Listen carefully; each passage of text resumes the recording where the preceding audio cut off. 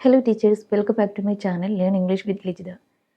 ഇന്ന് ക്ലാസ്സിൽ കുട്ടികളോട് നമ്മൾ ദിവസവും പറയാൻ ഉപയോഗിക്കുന്ന 10 യൂസ്ഫുൾ സെൻറ്റൻസസ് ആണ് നമ്മൾ പഠിക്കാൻ പോകുന്നത്. അപ്പോൾ ഈ സെൻറ്റൻസുകളൊക്കെ ആദ്യം മലയാളത്തിൽ പറയാം, അതിനുശേഷം നമുക്കതിൻ്റെ ഇംഗ്ലീഷ് പഠിക്കാം. റെഡിയല്ലേ നിങ്ങൾ? അപ്പോൾ പഠിച്ചാലോ? അപ്പോൾ നമുക്ക് ആദ്യത്തെ സെൻറ്റൻസ് നോക്കിയാലോ. ഞാൻ ചൊവ്വാഴ്ച ലീവ് ആയിരിക്കും കേട്ടോ. എങ്ങനെ പറയും നമ്മൾ? I will be on leave on Tuesday എന്ന് പറയാം അല്ലേ. എന്താ പറയേണ്ടത്? I will be on leave on Tuesday എന്ന് പറയാം. ഇനി ഏത് ദിവസമാണോ ലീവ് ഉള്ളത് ആ ദിവസത്തെ നമുക്ക് ചേഞ്ച് ചെയ്ത് കൊടുക്കാവുന്നതാണ് അല്ലേ. ഇനി രണ്ടാമത്തെ സെൻറ്റൻസ് എന്ന് പറയുന്നത് ടോയ്ലറ്റ് പോകുമ്പോൾ ചെരുപ്പ് ഇടണം കേട്ടോ. ഇത് നമ്മൾ കോമൺ ആയിട്ട് പറയുന്നൊരു സെൻറ്റൻസ് ആണ് അല്ലേ. You should wear your slippers when you go to the toilet. എന്താ പറയേണ്ടത്? You should wear your slippers when you go to the toilet എന്നുള്ളതാണ് അല്ലേ. കുട്ടികളെ ഹൈജീൻ പറഞ്ഞു കൊടുക്കുമ്പോൾ കുട്ടികൾക്ക് ഹൈജീനെ കുറിച്ച് പറഞ്ഞു കൊടുക്കുന്ന സമയത്ത് നമുക്ക് ഉപയോഗിക്കാവുന്ന ഒരു സെൻറ്റൻസ് ആണ്. മൂന്നാമത്തെ സെൻറ്റൻസ് നോക്കിയാലോ. ക്ലാസ് റൂം വൃത്തികേടാക്കരുത് കേട്ടോ. എങ്ങനെ നമ്മൾ പറയുക? Don't make the class room dirty അല്ലേ. എന്താ പറയുക? Don't make the class room dirty എന്ന് പറയാം അല്ലേ. ഇനി ഈ ഒരു സെൻറ്റൻസ് കുറച്ച് ബുദ്ധിമുട്ടായിട്ട് തോന്നുന്നുണ്ടെങ്കിൽ നമുക്ക് ഇതിലും സിമ്പിൾ ആയിട്ടുള്ളൊരു സെൻറ്റൻസ് പറയാം. ഏതാണത്? Keep the classroom clean എന്നുള്ളത് പറയാം അല്ലേ. എന്താ പറയേണ്ടത്? Keep the classroom clean എന്നുള്ളത് അല്ലേ. കുട്ടികൾ ഭക്ഷണം കഴിച്ച് കഴിഞ്ഞതിന് ശേഷമോ അല്ലെങ്കിൽ എന്തെങ്കിലും ആക്ടിവിറ്റി കഴിഞ്ഞതിന് ശേഷമോ ക്ലാസ് റൂമൊക്കെ ആകെ വൃത്തികേടാക്കിയിരിക്കുന്ന ഈ ഒരു സമയത്ത് നമുക്ക് യൂസ് ചെയ്യാൻ പറ്റുന്നൊരു സെൻറ്റൻസ് ആണ് ഇതില്ലേ. എന്താണ് sentence? Keep the classroom clean എന്ന് പറയാം. അല്ലാന്നുണ്ടെങ്കിൽ എന്താണ്? Don't make the class room dirty എന്നും പറയാം. ഓക്കെ അല്ലേ. ഓക്കെ, അപ്പോൾ നമുക്കിനി നാലാമത്തെ സെൻറ്റൻസ് നോക്കിയാലോ. മഴയത്ത് ഇറങ്ങി നടക്കരുത് കേട്ടോ, പനി പിടിക്കും. എങ്ങനെ പറയാ? Don't walk in the rain you may catch a cold. എന്താ പറയുക? Don't walk in the rain you may catch a cold അല്ലേ. ഇപ്പോൾ ഇത് മഴക്കാലമാണ്, കുട്ടികൾക്കൊക്കെ മഴയത്ത് ഇറങ്ങി നടക്കാൻ നല്ല ഇഷ്ടമായിരിക്കില്ലേ. അപ്പോൾ ഈ ഒരു സമയത്ത് അവർ മഴയത്ത് ഇറങ്ങാൻ നോക്കുന്ന ഈ ഒരു സമയത്ത് നമുക്ക് യൂസ് ചെയ്യാൻ പറ്റുന്ന ഒരു സെൻറ്റൻസ് ആണതല്ലേ. എന്താ പറയേണ്ടത്? Don't walk in the rain you may catch a cold അല്ലേ. മഴയത്ത് ഇറങ്ങി നടക്കരുത്, പനി പിടിക്കും. ഓക്കെ അല്ലേ. ഓക്കെ, അപ്പോൾ ഇനി അഞ്ചാമത്തെ സെൻറ്റൻസ് നോക്കിയാലോ. ആരെയും വികൃതി കാണിക്കരുത് കേട്ടോ. എങ്ങനെ പറയാം? ആരെയും വികൃതി കാണിക്കരുത് കേട്ടോ. You should not misbehave with anyone. You should not misbehave with anyone. ആരെയും വികൃതി കാണിക്കരുത് കേട്ടോ അല്ലേ. കുട്ടികൾ തമ്മിൽ വഴക്കിടുമ്പോൾ പറയാൻ പറ്റുന്നൊരു സെൻറ്റൻസ് ആണ് അല്ലേ. അപ്പം ഇനി ആറാമത്തെ സെൻറ്റൻസ് നോക്കിയാലോ. സ്റ്റെപ്പ് കയറി പോകുമ്പോൾ സൂക്ഷിച്ച് പോകണം കേട്ടോ, അല്ലെങ്കിൽ സ്റ്റെപ്പ് കയറി പോകുമ്പോൾ ശ്രദ്ധിക്കണം കേട്ടോ. എങ്ങനെ പറയാം?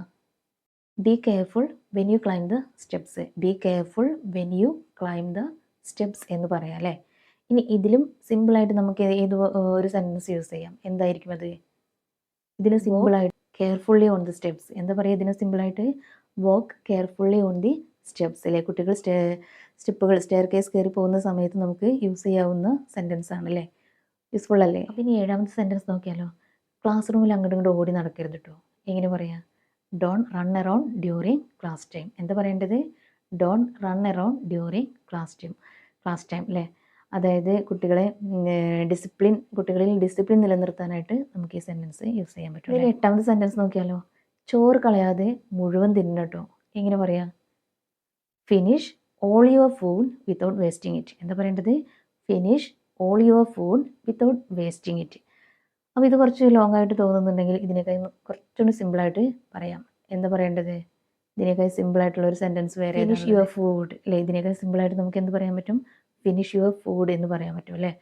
അതായത് ലഞ്ച് ടൈമിൽ കുട്ടികൾ അവിടെ ഇവിടെയൊക്കെ ഭക്ഷണത്തിന് വെതറിട്ട് കഴിക്കുന്ന സമയത്ത് നമുക്ക് പറയാൻ പറ്റുന്ന ഒരു സെൻറ്റൻസ് ആണ്. അപ്പോൾ ഇനി ഒമ്പതാമത്തെ സെൻറ്റൻസ് നോക്കിയാലോ.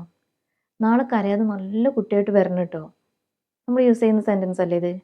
എങ്ങനെയാണ് അതിന് പറയാം? Come tomorrow without crying and be a good child. എന്താ പറയേണ്ടത്? Come tomorrow without crying and be a good child അല്ലേ. ഇനി ഇത് കുറച്ച് ലോങ് ആണെന്ന് തോന്നുന്നുണ്ടെങ്കിൽ ഇതിനേക്കാളും സിമ്പിളായിട്ട് നമുക്ക് പറയാൻ പറ്റും. എങ്ങനെ പറയാതെ? Come tomorrow with a smile. എങ്ങനെ പറയാൻ പറ്റും? Come tomorrow with a smile. Easy അല്ലേ ഇത് പറയാനായിട്ട്.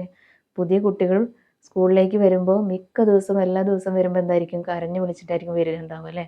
അപ്പോൾ ഈ ഒരു സമയത്ത് നമുക്ക് കുട്ടികളോട് പറയാൻ പറ്റുന്ന ഒരു കാര്യമാണല്ലേ. എന്താണ്? Come tomorrow with a smile. നാളെ വരുമ്പോൾ കരയാതെ വരണം കേട്ടോ അല്ലേ.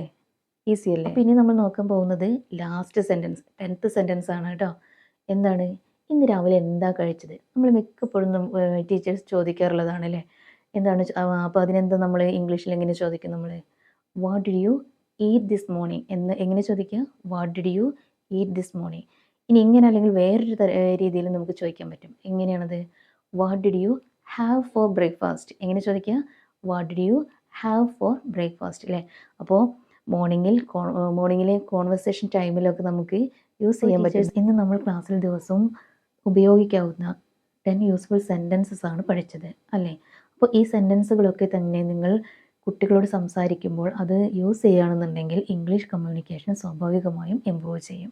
ഈ വീഡിയോ ഉപകാരപ്പെട്ടെങ്കിൽ ലൈക്ക് ചെയ്യുക, ഷെയർ ചെയ്യുക, ചാനൽ സബ്സ്ക്രൈബ് ചെയ്യുക. Thank you for watching. See you in the next video. Bye teachers.